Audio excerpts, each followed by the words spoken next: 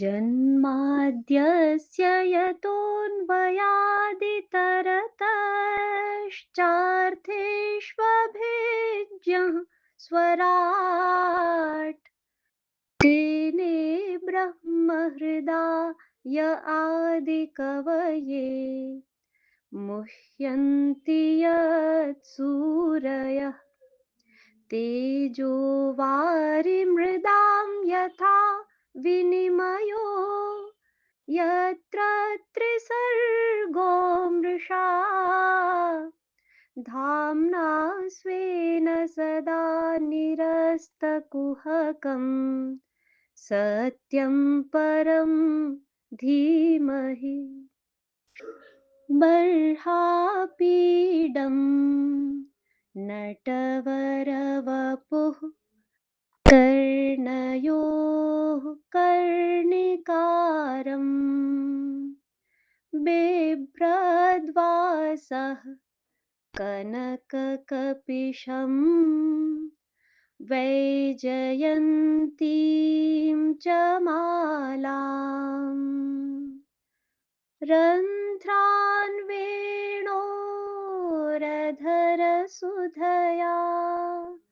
पूरयन् गोपवृन्दैर्वृन्दारण्यं स्वपदरमणं प्राविशद् गीतकीर्तिः अहो बकीयं स्तनकालकूटम् जिघांसया पाययदप्यसाध्वी लेभे गतिं धात्र्योचितां ततोऽन्यम् कं वा दयालुं शरणं व्रजेम। अध्याय 7 परीक्षित की परम गति। पृष्ठ संख्या 384 से अहम बोध की प्रक्रिया। यह तो हम जानते ही हैं कि हमारा शरीर प्राकृत उपादानों से ही बना है और अब भी इसकी आंतरिक व्यवस्था का संचालन इस प्राकृत व्यवस्था से ही होता है। इसी कारण प्रकृति की सभी इकाइयों में जो केंद्र, परिधि, देश काल की अवधि, आवर्तन व अंतराल है न, ये सभी मानव देह में भी यथावत हैं। हमारे श्वास प्रश्वास, संकल्प विकल्प, अहम बोध आदि सभी कुछ इस देश काल व सौर प्राणमयी प्राकृत व्यवस्था की लय ताल से बंधा हुआ है।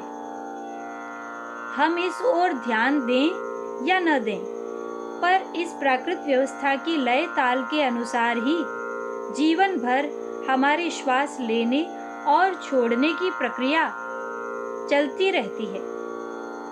नासिका से नाभि स्थान तक इसका देश और इसमें लगने वाला समय इसका काल है।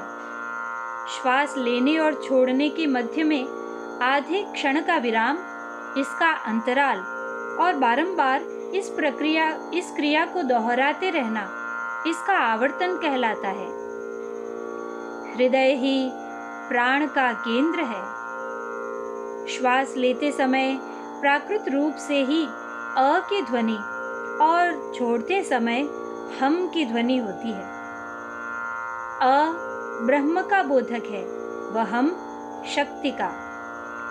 चैतन्य शक्ति दोनों के मिलने से ही हमारे अहम बोध का जन्म होता है। विखर में आघात से उत्पन्न होने और स्थूल देह में ही आबद्ध अहम बोध को जन्म देने के कारण इस अहम रूपी आघात जन्य ध्वनि को वैखरी वाक कहते हैं। आपको स्मरण होगा, हमने पहले हमारी वर्णमाला की प्रारंभिक चर्चा की थी। अतः कारण जगत के अनुस्वार से ही अ उत्पन्न हुआ है और अ से ही सारी वर्णमाला बनी है, यह तो हम जानते ही हैं। जानते हैं ना? व्याकरण के परमाचार्य श्री पाणिनि जी की अष्टाध्यायी के माहेश्वर सूत्रों में भी प्रथम वर्ण अ और अंतिम वर्ण ह ही है। वर्तमान में प्रचलित वर्णमाला में भी प्रथम वर्ण अ और अंतिम वर्ण ह है। क्षत्र ज्ञ तो संयुक्ताक्षर हैं, स्वतंत्र वर्ण नहीं। जैसे अ के भी मूल अनुस्वार से ह तक वर्णमाला की यात्रा संपन्न होती है ना, वैसे ही हमारे अस्मिता बोध से स्थूल अहम तक की यात्रा संपन्न होती है। इसी कारण अ और हम को मिलाकर अहम शब्द बना है। इसमें भी एक विशेष बात है। वर्णात्मक दृष्टि से अ से ह तक की यात्रा करने के पश्चात भी हमारे अस्मिता भाव का गंभीर आधार नष्ट नहीं हुआ है। वह तो अब भी ह के ऊपर अनुस्वार के रूप में प्रतिष्ठित है। अर्थात स्थूल देह में अध्यास होने पर भी अस्मिता भाव तो अब भी अंतः प्रतिष्ठित है और अंतर यात्रा पूर्वक इसे पाया जा सकता है। इसकी पूर्ण व्यवस्था भी है। इतना अवश्य है कि वर्तमान में श्वास प्रश्वास रूपी अहम का आवर्तन स्थूल देह के आश्रय से ही संचालित होने के कारण हमारा अहम बोध भी स्थूल देह जितना ही सीमित हो गया है। इतना ही नहीं, यह तो श्वास और प्रश्वास में लगने वाले काल जितना ही खंडित और आवर्तित भी हो गया है। अतः आइए हम हमारे इस लघु ब्रह्मांड में उत्पन्न होने वाले अहम बोध की अवधि, अंतराल, आवर्तन और अंतराल पर विराट ब्रह्मांड की व्यवस्था के प्रभाव को गंभीरता से समझने का प्रयत्न करें। प्राण तत्व के बिना तो प्राणियों के अस्तित्व की कल्पना भी नहीं की जा सकती। भाई, चैतन्य स्वरूप तो सर्वाधार है ही। स्वरूपान्वित वाक मन प्राण की समष्टि को ही जीवात्मा या प्राणी कहते हैं। ऋषि अपने अनुभव को अभिव्यक्ति देते हुए कहते हैं, अयमात्मा वाङ्मयो मनोमयः प्राणमयः। वाक मन प्राण का अविभाजित अखंड रूप ही जीवात्माओं के कारण स्तर का मूल स्वरूप है। किंतु स्थूल स्तर पर तो ये तीनों अलग अलग ही नहीं होते। इनमें स्वयं में भी ऊपर ही ऊपर विचलन और विखंडन जैसी प्रक्रियाएं भी होती हैं।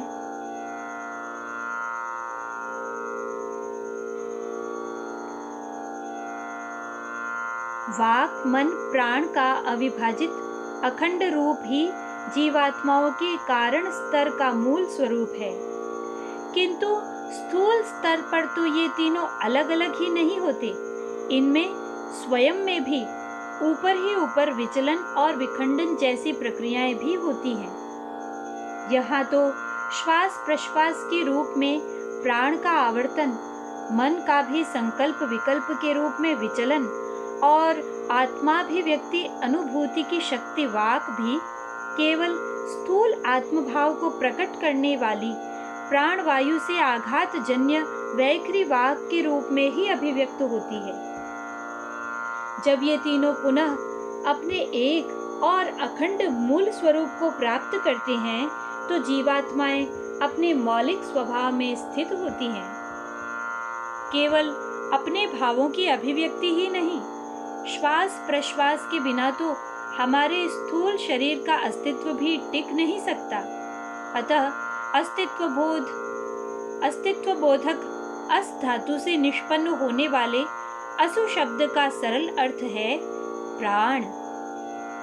शास्त्रकार कहते हैं, असौ वै प्राणः। श्वास प्रश्वास को मिलाकर एक प्राण चक्र पूर्ण होता है। अतः इसे एक असु और पृथ्वी के देशिक काल की दृष्टि से इसे ही 10 विपल कहते हैं। हमारी स्पष्ट धारणा की दृष्टि से आचार्यों ने निश्चित किया है कि सामान्यतया एक असु श्वास प्रश्वास की अवधि में हम 10 बार गुरु वर्णों का उच्चारण कर सकते हैं। हम अ बोलते हैं तो इसमें एक मात्रा जितना काल लगता है, अतः इसे लघु वर्ण कहते हैं। इस अ को आ, अह के रूप में बोलें तो इसमें 2 मात्राओं जितना काल लगता है, अतः इन्हें गुरु वर्ण कहते हैं। पृथ्वी के देशिक काल की दृष्टि से इसी अवधि को एक विपल कहते हैं। एक गुरु वर्ण बराबर एक विपल, 10 गुरु वर्ण बराबर 10 विपल, अर्थात एक असु बराबर एक श्वास प्रश्वास बराबर 10 गुरु वर्ण बराबर 10 विपल। ये सभी काल की दृष्टि से समान हैं।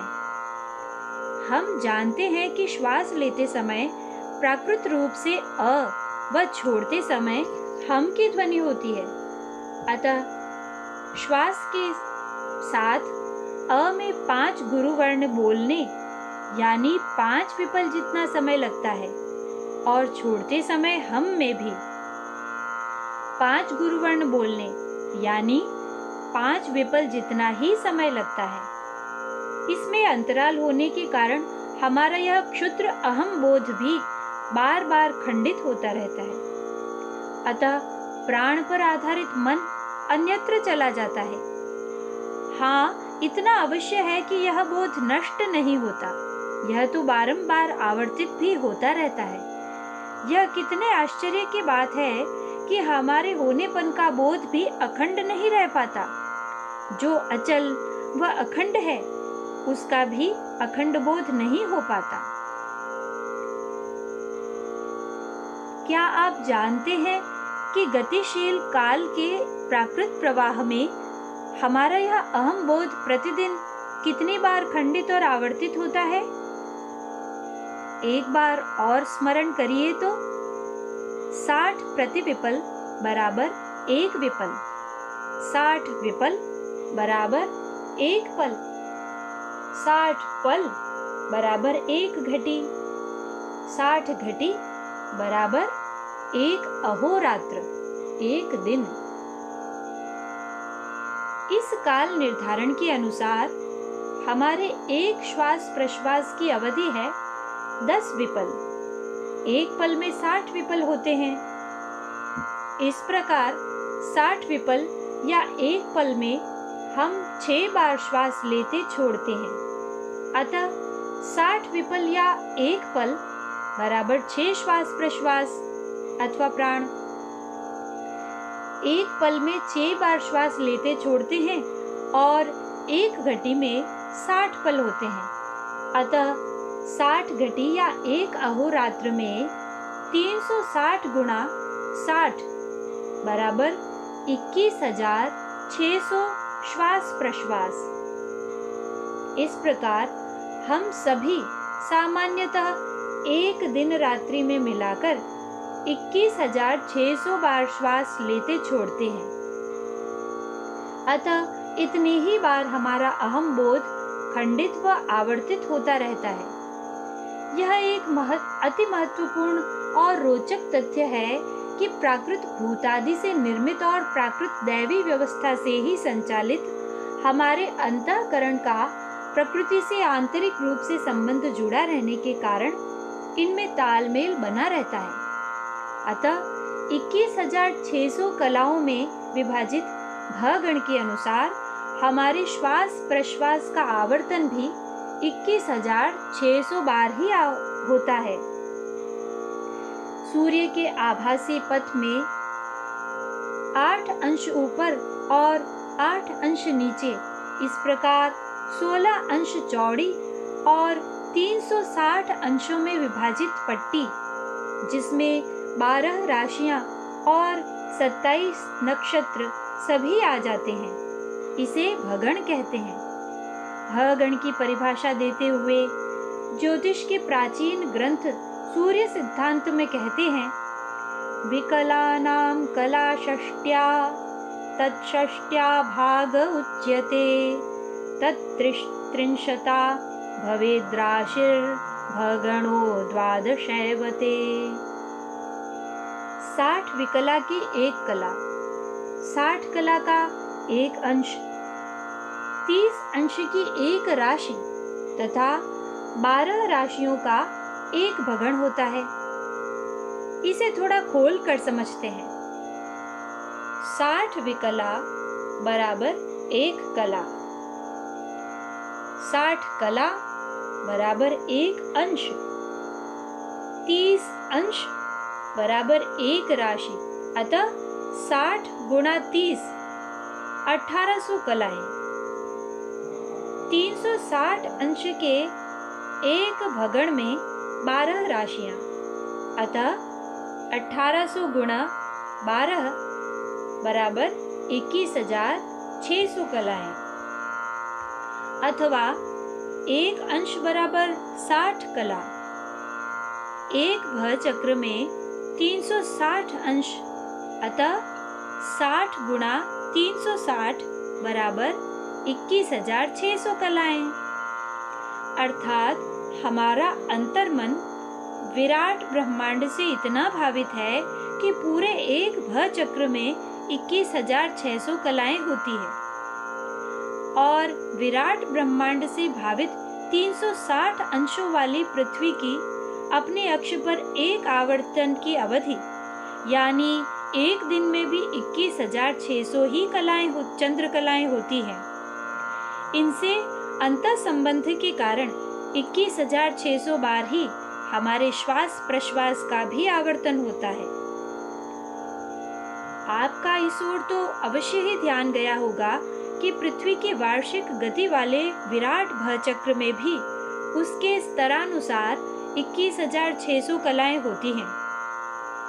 पृथ्वी की दैनिक गति वाली आत्म परिक्रमा में भी अपने स्तर पर 21,600 कलाएं ही होती हैं, और हमारे अपने स्तर पर भी एक दिन में 21,600 बार श्वास प्रश्वास का आवर्तन होता है। सुप्रसिद्ध खगोलविद श्री भास्कराचार्य अपने ग्रंथ सिद्धांत शिरोमणि में इसी तथ्य को पुष्ट करते हुए कहते हैं कि 10 गुरु अक्षरों के उच्चारण का काल एक असु होता है। प्राण या असु वह होता है जितने समय में कोई व्यक्ति एक श्वास प्रश्वास लेता है। 6 असु का एक पल होता है और 60 पल की एक घटी तथा 60 घटी का एक दिन होता है। एक भर चक्र में 12 राशियां, एक राशि में 30 अंश, एक अंश में 60 कला तथा एक कला में 60 विकला होती हैं। इस प्रकार दोनों ही खगोल शास्त्रियों और आर्षवांगमय में उल्लिखित तथ्यों के अनुसार ज्योतिष चक्र में 21,600 कलाएं होती हैं। अतः हमारे घटिका मंडलगत प्राण व राशि चक्रगत कला क्षेत्र के अंतर संबंध के कारण चक्र भगण काल तथा हमारे प्राण निष्पन्न होने का समय तुल्य होता है, समान होता है। यह कितना आश्चर्यजनक है कि इस अंतर संबंध के कारण हमारे इस लघु ब्रह्मांड और विराट ब्रह्मांड में कलात्मक दृष्टि से प्राण निष्पन्न होने का समय और भगण काल तुल्य होते हुए भी हमारा अध्यास इस छोटी सी स्थूल देह में ही होने के कारण हमें इस विराटता का अनुभव नहीं होता। हमारा विराट ब्रह्मांड से घनिष्ठ आंतरिक संबंध तो है ही, इसी कारण तो भगण की 21,600 कलाओं के अनुसार ही हमारा प्राण भी 21,600 बार आवर्तित और अहम बोध भी 21,600 बार ही स्पंदित होता है। पर केवल हमारे देहाध्यास के कारण ही यह सीमित रूप में भासित होता है। आप थोड़ी कल्पना करिए तो, यदि हमारा अध्यास इस स्थूल देह में ही न रहे, विराट ब्रह्मांड में व्याप्त हो जाए तो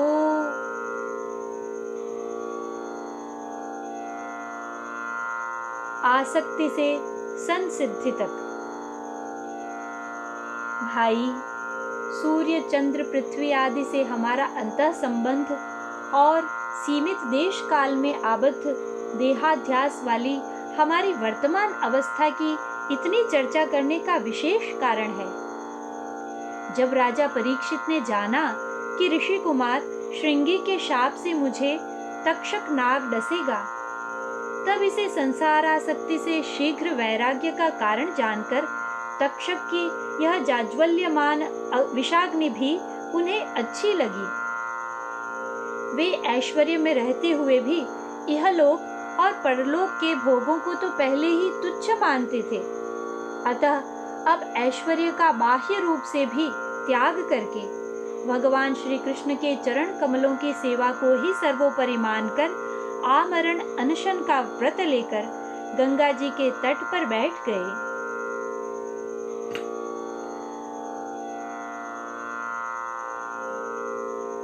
अथो विहाये मममुं च लोकम्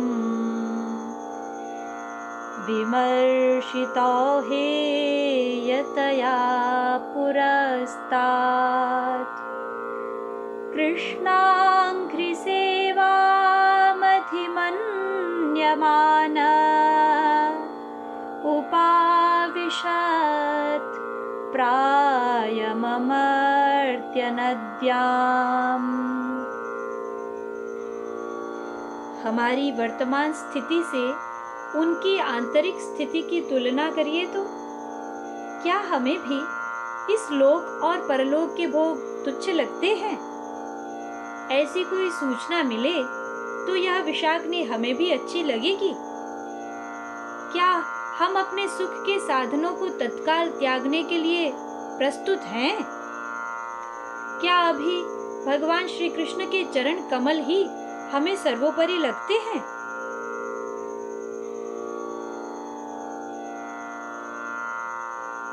आमरण अनशन व्रत लेकर बैठे हुए परीक्षित के हृदय की विशालता भी कितनी महनीय है। उनके अनशन व्रत का समाचार सुनकर अनेक जगत वरेण्य ऋषि मुनि स्वेच्छा से वहां आए हैं। इन सभी महापुरुषों से वे महाशाल कैसा प्रश्न करते हैं। ततश्च वह पृच्छ्यमिमं विपृच्छे विश्रभ्य विप्रा इति कृत्यतायाम् सर्वात्मना म्रियमाणैश्च कृत्यं शुद्धं च तत्रामृषताभियुक्ताः। हे विप्रो, आपके ऊपर विश्वास करके कर्तव्य के संबंध में पूछने योग्य ये प्रश्न आपसे पूछता हूँ। आप सभी परस्पर विचार करके बतलाइए कि सबके लिए, सब अवस्थाओं में और विशेष करके थोड़े ही समय में मरने वाले पुरुषों के लिए अंतःकरण और शरीर से करने योग्य विशुद्ध कर्म कौन सा है? यहाँ राजा परीक्षित ने 2 प्रश्न किए हैं। पहला, सभी मानवों को सदा सर्वदा क्या करना चाहिए? और दूसरा, जो थोड़े ही समय में मरने वाले हैं उनको क्या करना चाहिए? वे सभी महापुरुष इसका उत्तर दे भी नहीं पाए थे कि उसी समय व्यास नंदन श्री सुखदेव जी महाराज वहां प्रकट हो गए। परीक्षित ने विधिवत अभ्यर्थना करके उनसे भी प्रार्थना की। अतः पृच्छामि संसिद्धिं योगिनां परमं गुरुं पुरुषस्येह यत्कार्यं म्रियमाणस्य सर्वथा यच्छ्रोतव्यमथो जप्यं यत्कर्तव्यं नृभिः प्रभो स्मर्तव्यं भजनीयं वा ब्रूहि यद्वा विपर्ययम्। आप योगियों के परम गुरु हैं, अतः मैं आपसे संसिद्धि के संबंध में प्रश्न कर रहा हूँ। जो पुरुष सर्वथा मरणासन्न है, उसको क्या करना चाहिए? साथ ही यह भी बतलाइए कि मनुष्य मात्र को क्या करना चाहिए। वे किसका श्रवण, किसका जप, किसका त्याग करें। यह कितने आश्चर्य की बात है कि अपने मृत्यु को निकट जानकर भी वे वसुधैव कुटुंबकम की सद्भावना के अनुसार जगत कल्याण की चिंता कर रहे हैं। मेरी मृत्यु निकट है, अब मुझे क्या करना चाहिए, ऐसा नहीं पूछकर जिनकी भी मृत्यु निकट है उनको क्या करना चाहिए और सबको क्या करना चाहिए, ऐसा पूछ रहे हैं। इसी से हम उनके धैर्य और हृदय की विशालता को समझ सकते हैं। इन्हीं सद्गुणों से क्रमशः उत्तरोत्तर उन्नति करते हुए परम तत्व की धारणा की योग्यता आती है। परमहंस शिरोमणि श्री सुखदेव जी महाराज उनके इन प्रश्नों से बहुत प्रसन्न होकर बोले, वरीयेनेशते प्रश्नः कृतो लोकहितं नृपः। वरीयानेशते प्रश्नः कृतो लोकहितं नृपः। आत्मवित्सम्मतः पुंसां श्रोतव्यादिषु यः परः। राजन, लोकहित के लिए किया हुआ तुम्हारा यह प्रश्न बहुत ही उत्तम है। मनुष्यों के लिए जितनी भी बातें सुनने, स्मरण करने या कीर्तन करने की हैं, उन सब में यह प्रश्न सर्वश्रेष्ठ है। आत्मज्ञानी महापुरुष ऐसे प्रश्न का बड़ा आदर करते हैं। श्री सुखदेव जी महाराज ने परम संतुष्ट होकर राजा परीक्षित के दोनों ही प्रश्नों का बहुत विस्तार से उत्तर दिया था। अतः निश्चय ही इस कथा के प्रमुख और प्रथम श्रोता तो महाभाग परीक्षित ही थे, परंतु इसमें इन्हीं दोनों प्रश्नों का उत्तर होने के कारण यह कथा तो हमारे लिए भी सुनाई गई है। श्री सुखदेव जी महाराज इतने कुशल वक्ता हैं कि आवश्यकता के अनुसार कहीं तो दोनों प्रश्नों के अलग अलग उत्तर दिए हैं और कहीं एक ही साथ दोनों प्रश्नों का समाधान कर दिया है। इसमें भी इतनी वाक्पटुता है कि एक ही उत्तर में अधिकारी भेद से सभी अपनी अपनी पात्रतानुसार धारणा और मार्गदर्शन प्राप्त कर सकते हैं। हम योग्य अधिकारियों की दृष्टि से भी ऐसे श्लोकार्थों की विवेचना करेंगे और हमारी अपनी योग्यतानुसार धारणा की दृष्टि से भी इन्हें समझेंगे। श्री सुखदेव जी महाराज परीक्षित की जिज्ञासा के समाधान में भगवान के नाम, रूप, लीला, धाम की महिमा सुनाते हैं। संसार में आसक्त और विरक्त दोनों के लिए भगवान नाम संकीर्तन मंगलमय है, ऐसा उपदेश देते हैं और साथ ही निर्देश देते हैं कि तुम्हारे पास जो 7 दिन हैं, इन्हीं में अपने परम कल्याण के लिए जो करना है वह सब कर लो। तत्पश्चात भक्ति, योग, ज्ञान सभी पथों के साधकों को मृत्यु के समय क्या क्या करना चाहिए इसका उपदेश देते हैं। इनमें भी सर्वप्रथम भक्ति योग से प्रारंभ करते हुए कहते हैं, मृत्यु का समय आने पर मनुष्य निर्भय होकर असंग शस्त्र से अपनी देह और देह संबंधों के प्रतिस्पृहा को काट डाले। धीर पुरुष घर से निकलकर पवित्र तीर्थ के जल में स्नान करे और शुद्ध तथा एकांत स्थान में विधि पूर्वक बिछाए हुए आसन पर बैठ जाए। श्वास को जीते, मन को वश में करे व अ, उ, म 3 मात्राओं से युक्त ब्रह्माक्षर प्रणव का मन ही मन जप करे। एक क्षण के लिए भी ब्रह्म बीज ओम को विस्मृत न करें। बुद्धि रूपी सारथी के द्वारा मन व मन के द्वारा ज्ञानेंद्रियों को उनके विषयों से विमुख करें। इस प्रकार कर्म की प्रेरणा से चंचल हुए मन को रोककर धारणा शक्ति को भगवान के मंगलमय स्वरूप में लगाए। भगवान के अखंड स्वरूप में स्थिर हुए चित्त में भगवान के श्री विग्रह के एक एक अंग का ध्यान करें। इस प्रकार विषय वासना से रहित मन को भगवान में ऐसा तल्लीन कर दे कि अब अन्य किसी विषय का चिंतन ही न हो। वही भगवान विष्णु का परम पद है, जिसे प्राप्त करके मन भगवत प्रेम रूप आनंद से भर जाता है। पदम तत्परमं विष्णोर्मनो यत्र प्रसीदति। इस प्रकार मनुष्य को मृत्यु के समय क्या करना चाहिए, इसका सम्यक रूप से उपदेश देने के पश्चात सावधान करते हुए कहते हैं कि भगवान का ध्यान करते समय यदि मन रजोगुण से विक्षिप्त या तमोगुण से मूढ़ हो जाए तो डरे नहीं, धैर्य के साथ योग धारणा के द्वारा उसे वश में करना चाहिए, क्योंकि धारणा रजस तमस के मल को नष्ट कर देती है। यच्छेद्धारणया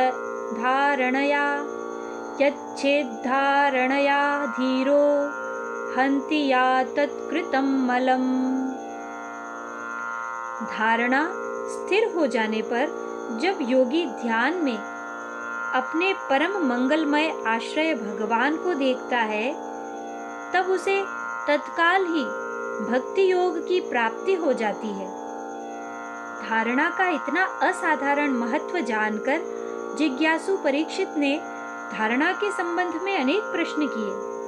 इसके उत्तर में महायोगी श्री सुखदेव जी महाराज ने स्थूल सूक्ष्म कारण सृष्टि में व्याप्त भगवान के विराट स्वरूप की क्रमशः धारणा का उपदेश दिया। भाई, हमें इस गंभीर प्रसंग को बहुत ध्यान पूर्वक समझना चाहिए। अभी अभी श्री सुखदेव जी महाराज ने परीक्षित को भगवान के परम मंगलमय सगुण साकार स्वरूप की धारणा का उपदेश दिया है। उसमें भी श्री विग्रह के क्रमशः एक एक अंग के ध्यान का ही निर्देश दिया है। इस पर भी कहते हैं कि रजस तमस के कारण यह भी संभव न हो तो आसन श्वास आसक्ति और इंद्रियों को जीत कर मन बुद्धि को भगवान के स्थूल रूप में लगाते हुए क्रमशः भगवान के विराट स्वरूप की धारणा करनी चाहिए। जितासनो जितश्वासो जितसंगो जितेन्द्रियः स्थूले भगवतो रूपे मनः संधारयेद्धिया। भले ही स्थूल से प्रारंभ करें, किंतु भगवान के इस विराट स्वरूप का विस्तार तो 3 लोक 14 भुवनों तक व्याप्त है। अतः निश्चय ही यह तो स्थूल नेत्रों का विषय नहीं हो सकता। यह धारणा तो मानस नेत्रों से ही संभव है। आप विचार करिए तो ऐसी धारणा के लिए अहम का कितना आंतरिक विस्तार अपेक्षित है। कितने आश्चर्य की बात है कि यदि भगवान के छोटे से श्री विग्रह का ध्यान संभव न हो तो योग्यता संपादन के लिए उनके विराट स्वरूप की धारणा करें, ऐसा उपदेश दिया जा रहा है। यह थोड़ी गंभीर चर्चा है, अतः बहुत सावधान होकर इसके प्रमुख कारणों को जानने से ही हमारे अनुभव का पथ भी प्रशस्त होगा। भाई, भगवान तो हम पर कृपा करके ही सगुण साकार स्वरूप में अवतरित होते हैं, अतः वे लीलामय सीमित जैसे दिखते हैं, पर यथार्थ में तो वे सर्वत्र हैं। वे तो सारी सृष्टि में व्याप्त हैं और सृष्टि से परे नित्य स्वरूप में भी वे ही स्थित हैं। अतः छोटे से दिखने वाले श्री विग्रह की यथार्थ धारणा के लिए तो आत्म चैतन्य का आंतरिक विस्तार ही अपेक्षित है। धारणा का रहस्य। यह एक सर्वमान्य सिद्धांत है कि जिस भाववाचक शब्द के अर्थ का जितना विस्तार होता है ना, जब उतना ही हमारे आत्मा का भी आंतरिक विस्तार होता है, तभी उस तत्व की ठीक ठीक धारणा होती है। तत्व से अभिन्न रूप से आत्मभाव जुड़ने को ही धारणा कहते हैं। जब तक वस्तु हमसे अलग ही रहती है, तब तक यथार्थ धारणा नहीं होती। हमें इस सत्य तथ्य को हृदयंगम कर लेना चाहिए कि किसी भी शब्द के पर्यायवाची शब्द को जान लेने से मात्र प्रारंभिक परोक्ष ज्ञान से कभी भी अर्थ तत्व धारणा नहीं होती, नहीं हो सकती। यदि ऐसा हो जाता तो अहम ब्रह्मास्मि, तत्त्वमसि आदि महावाक्यों की व्याकरण लब्ध व्युत्पत्ति जानने वाले सभी विद्वान ब्रह्मज्ञानी हो जाते, पर ऐसा होता नहीं है। अब हम सरलता पूर्वक समझ सकते हैं कि सगुण साकार स्वरूप में प्रकट भगवान तो सीमित जैसे दिखने पर भी तत्वतः अनंत ही होते हैं। अतः इनकी यथार्थ धारणा के लिए तो अंतः संबंध पूर्वक आत्म चैतन्य का सर्वव्यापी विस्तार ही अपेक्षित है। इसीलिए भगवत तत्व की गंभीर धारणा के लिए ही सर्वप्रथम चतुर्दश भुवनों में व्याप्त भगवान के स्थूल रूप में प्रकट सगुण साकार स्वरूप की धारणा का उपदेश दिया जा रहा है। ऐसी धारणा में क्रमशः आत्म चैतन्य का आंतरिक विस्तार तो स्वतः होता है। सत्व, सरल शब्दों में कह सकते हैं कि हम में जितना सत्व होता है, उतनी ही आत्मभाव पूर्वक धारणा हो पाती है और उतना ही आत्म चैतन्य का आंतरिक विस्तार होता है। सत्व का तो अर्थ ही है आंतरिक विस्तार, स्थिरता, शांति, सहज सुख, प्रकाश आदि। जब हमारे भीतर रजस के कारण चंचलता या तमस के कारण सीमितता और जड़ता छा जाती है, तो सत्वमयी धारणा संभव नहीं होती। सारी सृष्टि में व्याप्त भगवान के विराट स्वरूप की धारणा से रजस तमस का मल नष्ट होकर अंतःकरण में सत्व का प्रकाश छा जाता है।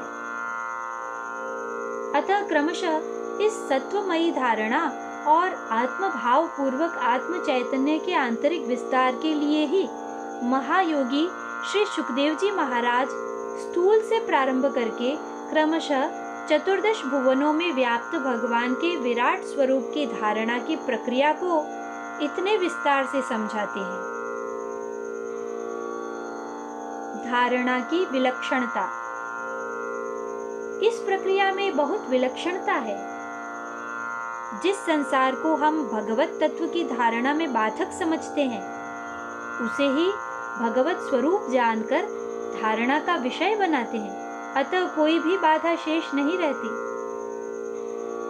अभी हमारा आत्मभाव अपनी समझी जाने वाली स्थूल देह के प्रति है, अतः हमें स्थूल के अनुभव का ही अभ्यास है। भगवान के विराट स्वरूप की इस धारणा में भी स्थूल से ही प्रारंभ करते हैं, अतः हमारे लिए बहुत सरलता रहती है। भाई, इन्होंने ही हमें धारण कर रखा है, अतः हमें धारण करने वाले की धारणा तो हमारे लिए अत्यंत सरल ही है ना। इन सभी कारणों से तत्व धारणा की यह प्रक्रिया हम सभी के लिए सरल, स्वाभाविक और शीघ्र फलदायिनी है।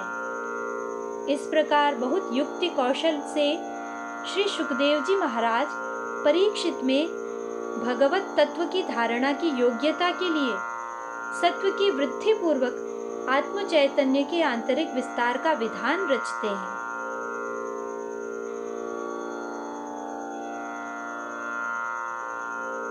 धारणा शक्ति धीहि। इस प्रसंग में एक और भी अति महत्वपूर्ण संकेत है। श्री सुखदेव जी महाराज भक्तों के लिए भगवान के श्री विग्रह के ध्यान के समय भी धारयेत् धिया का उपदेश देते हैं। मनः कर्मभिराक्षिप्तं शुभार्थे धारयेत् धिया। और परीक्षित के यह प्रश्न करने पर कि धारणा किस साधन से, किस वस्तु में, किस प्रकार की जाती है एवं जो शीघ्र ही मनुष्य के मन का मैल मिटा देती है, उस धारणा का क्या स्वरूप है। यथा संधार्यते ब्रह्मन् धारणा यत्र सम्मता यादृशी वा हरेदाशु पुरुषस्य मनोमलम्। इसके प्रत्युत्तर में श्री सुखदेव जी महाराज निर्देश देते हैं, स्थूले भगवतो रूपे मनः संधारयेत् धिया। इस प्रकार प्रत्येक बार धारयेत् धिया, संधारयेत् धिया कहकर धारणा में ज्ञान शक्ति धीहि की भूमिका, प्रमुख भूमिका को गंभीरता पूर्वक रेखांकित करते हैं। यह तो हम जानते ही हैं कि हमारी ज्ञानेंद्रियां विषयों को ग्रहण करके इन्हें मन तक संप्रेषित करती हैं। मन इन भाव संस्कारों को धारणा शक्ति बुद्धि तक संप्रेषित करता है। इस प्रकार हमारे अंतःकरण में धारणा का अंतिम और सुदृढ़ आश्रय व निर्णय तो बुद्धि का ही होता है। तत्व का प्रकाश और स्थिरता भी यही होती है। मानव देवासुर स्थिति। बुद्धि भी हमारा ही अंतःकरण है, पर अभी हमारा आत्मभाव स्थूल देह में ही होने के कारण हम स्थूल देह से ही कार्य ले पाते हैं। अतः हमें स्थूल से ही प्रारंभ करना पड़ता है। इसी कारण इतनी लंबी प्रक्रिया की आवश्यकता पड़ती है। यह आत्मभाव केवल स्थूल देह में ही होने के कारण देह के नष्ट होने को हम मृत्यु मान लेते हैं।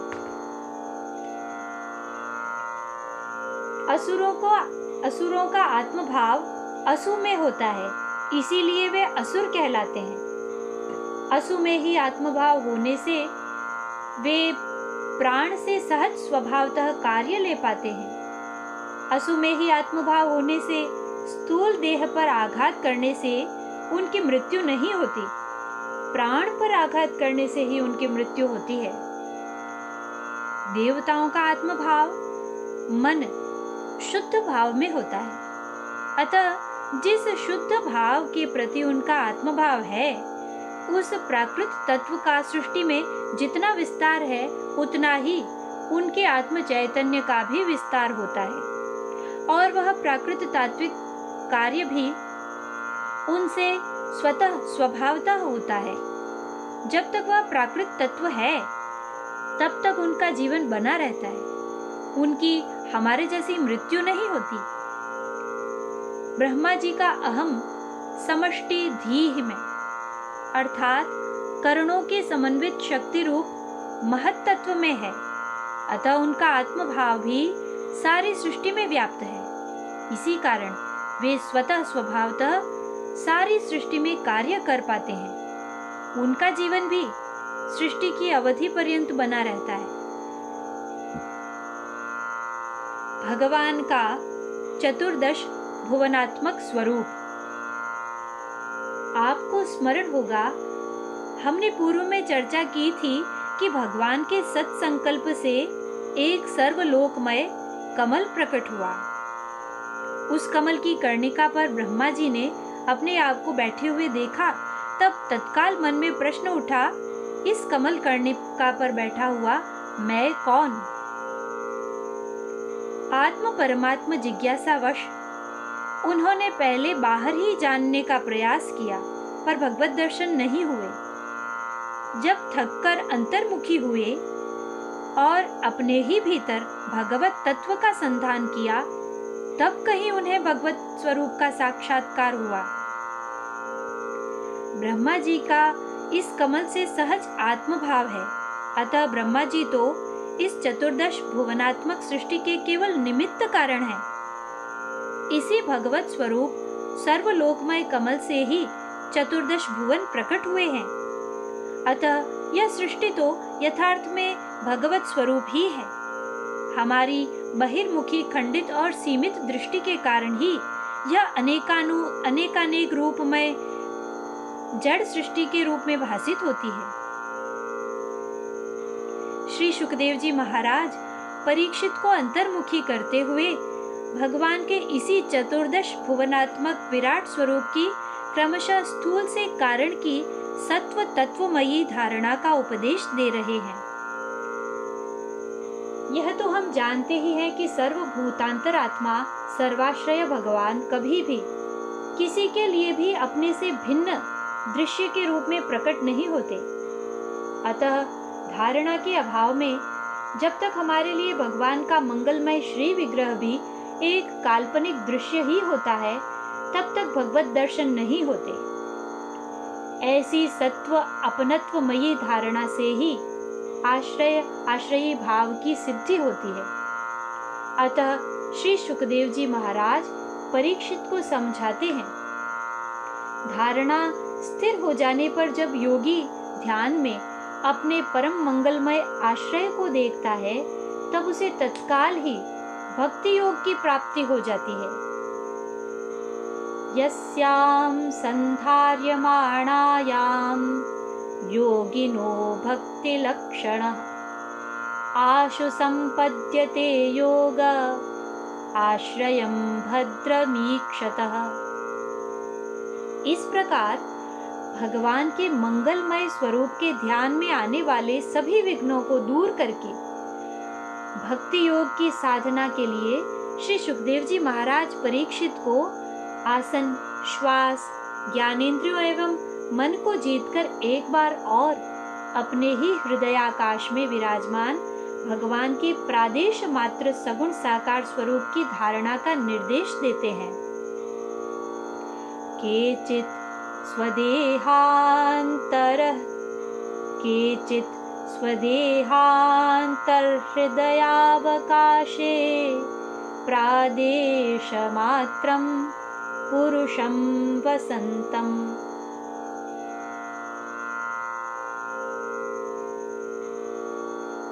और स्पष्ट आदेश देते हैं कि बुद्धि के द्वारा ही भगवत स्वरूप की धारणा करनी चाहिए।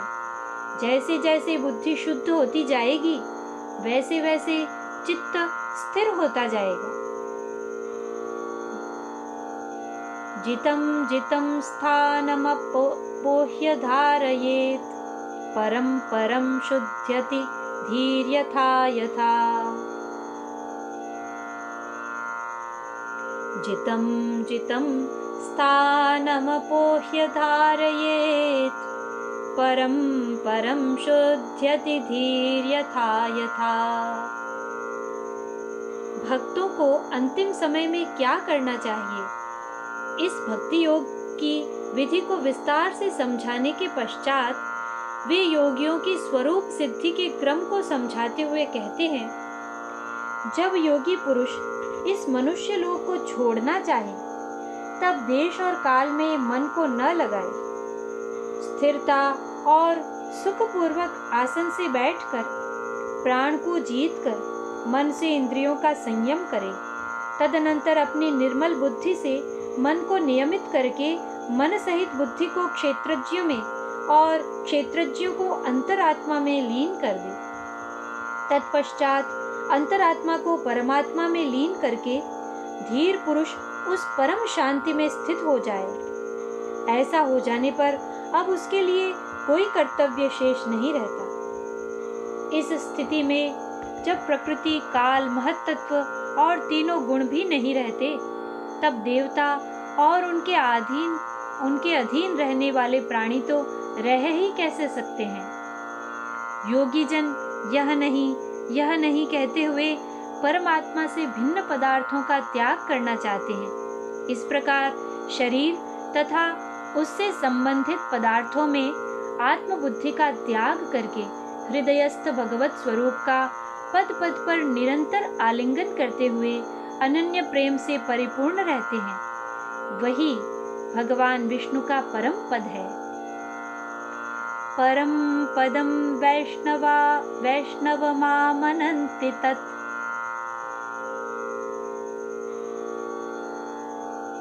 साकार निराकार में ऐक्य। जब भक्ति की दृष्टि से भगवान के ध्यान पूर्वक भगवत प्राप्ति होती है, तब भी कहते हैं वही भगवान विष्णु का परम पद है। और अब योग की दृष्टि से क्रमशः अंतरात्मा को परमात्मा में लीन करने से भगवत स्वरूपावस्थिति होती है, तब भी कहते हैं वही भगवान विष्णु का परम पद है। अतः सिद्ध होता है कि साकार निराकार तत्वतः एक ही है, और किसी भी विधि से साधना करें, प्राप्ति तो उस एक ही परम पद की होती है। ज्ञान दृष्टि। शरीर त्याग के समय भक्ति और योग की दृष्टि से भगवत प्राप्ति की विधि समझाकर अब ज्ञानी के लिए कहते हैं, ज्ञान दृष्टि के बल से जिसके चित्त की वासना नष्ट हो गई है, उस ब्रह्मनिष्ठ योगी को इस प्रकार अपने शरीर का त्याग करना चाहिए। पहले एड़ी से सिवनी को दबाकर स्थिर भाव से बिना परिश्रम के सहज रूप से प्राणवायु को षट चक्र भेदन की रीति से ऊपर ले जाए। मनस्वी योगी को चाहिए कि नाभि में स्थित प्राणवायु को हृदय में और वहां से उदान वायु के द्वारा विशुद्ध चक्र में, वहां से उस प्राणवायु को बुद्धि के द्वारा धीरे धीरे तालु मूल में चढ़ा दे। तदनंतर दोनों आंखें, दोनों कान, दोनों नासा छिद्र और मुख, इन 7 छिद्रों को निरुद्ध करके तालु मूल में स्थित प्राणवायु को भ्रू मध्य में स्थित आज्ञा चक्र में ले जाए। यदि किसी भी लोक में जाने की इच्छा न हो तो यहीं आधे मुहूर्त तक रोककर अकुंठ दृष्टि से उसे सहस्रार में ले जाकर ब्रह्मरंध्र का भेदन करके शरीर को त्याग कर परम पद को प्राप्त करे। ब्रह्मपथ। हमने देखा कि भक्त, योगी, ज्ञानी सभी के लिए लक्ष्य भी एक है और व्यवस्था भी एक ही है। हाँ, सब साधकों के लिए यह सुषुम्ना पद भी एक ही है। यह भगवत प्राप्ति का पथ होने से श्री सुखदेव जी महाराज ने इसे ब्रह्मपथ जैसी सार्थक संज्ञा दी है। पथ एक होते हुए भी पथिकों द्वारा अपने भावों के अनुसार चलने में कुछ भेद भी प्रकट होता है।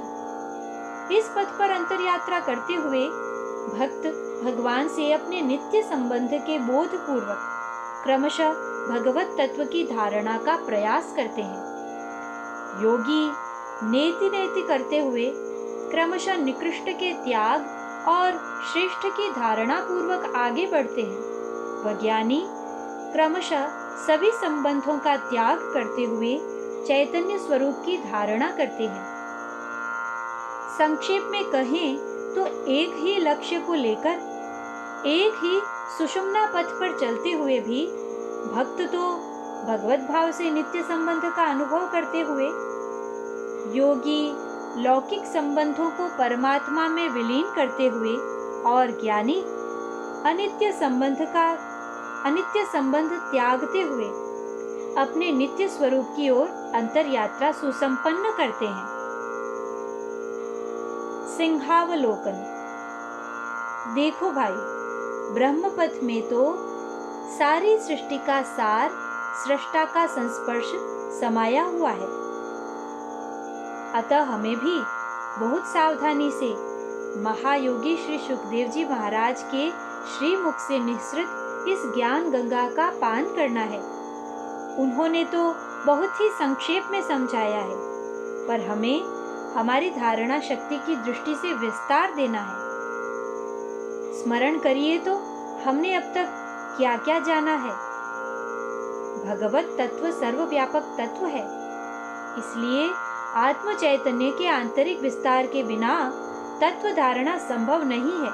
अतः हमने प्रारंभ में ही स्थूल से प्रारंभ करके चतुर्दश भुवनों तक व्याप्त भगवान के विराट सगुण साकार स्वरूप की धारणा का रहस्य जाना है। भगवान से अपने को अभिन्न जानकर आत्म परमात्म भाव से ही इस विराट भगवत तत्व की धारणा होती है। इसे भी हृदयंगम किया है। इस सत्वमयी धारणा में धारणा शक्ति धी के महत्व को भी धारण किया है। साकार निराकार भगवत स्वरूप तत्वतः एक ही है, इस रहस्य को भी जाना है। भक्ति, योग, ज्ञान सभी पथों का राजपथ एक ही सुषुम्ना पथ है। इस पथ से भी हमारा परिचय हुआ है, परंतु यह ब्रह्म पथ तो इतना गहन गंभीर है कि अभी तो बहुत कुछ जानना शेष है। अतः हमें सावधान होकर धैर्यपूर्वक तत्व धारणा का सत्प्रयास करना है।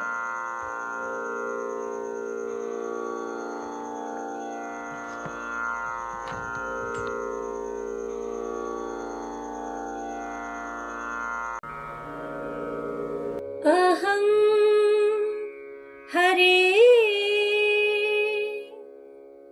तव पादैकमूला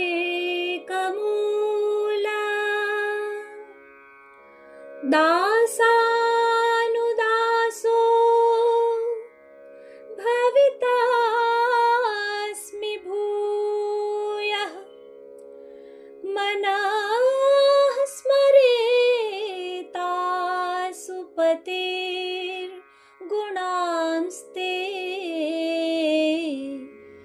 गृणीतवा कर्म करोतु कायः न नाकपृष्ठं न च पारमेष्ठ्यं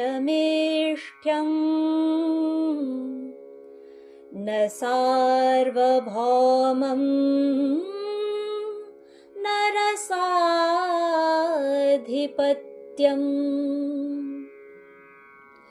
न योगसिद्धिरपुनर्भवं वा समञ्जसत्वा विरहय्यकाङ्क्षे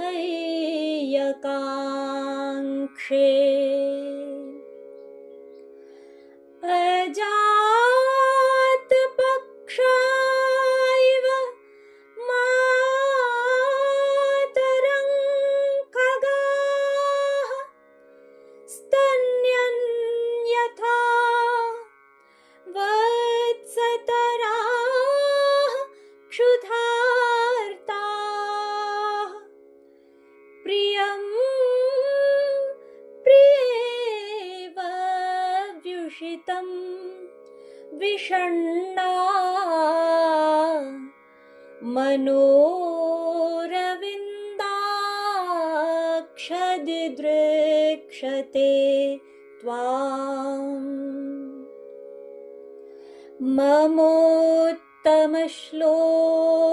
ममोत्तमश्लोकजनेषु सख्यम् संसारचक्रे भ्रमतः स्वकर्मभिः त्वन्माययात्मात्मजदारगेहेष्वासक्त चित्तस्य न नाथ भूयात् आसक्तचित्तस्य न नाथ भूयात् आसक्तचित्तस्य न नाथ भूयात्।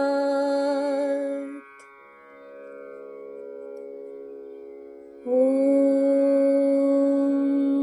पूर्णमदः पूर्णमिदं पूर्णात् पूर्णमुदच्यते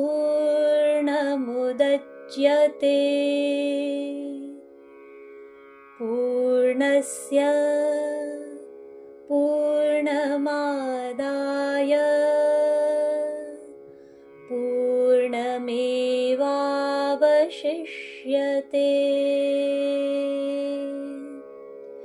ॐ शान्तिः शान्तिः शान्तिः। कृष्णाय वासुदेवाय हरये परमात्मने प्रणतः क्लेशनाशाय गोविन्दाय नमो नमः। कृष्णाय वासुदेवाय देवकीनन्दनाय च नन्दगोपकुमाराय गोविन्दाय नमो नमः। गोविन्दाय नमो नमः। गोविन्दाय नमो नमः। श्रीकृष्णार्पणमस्तु।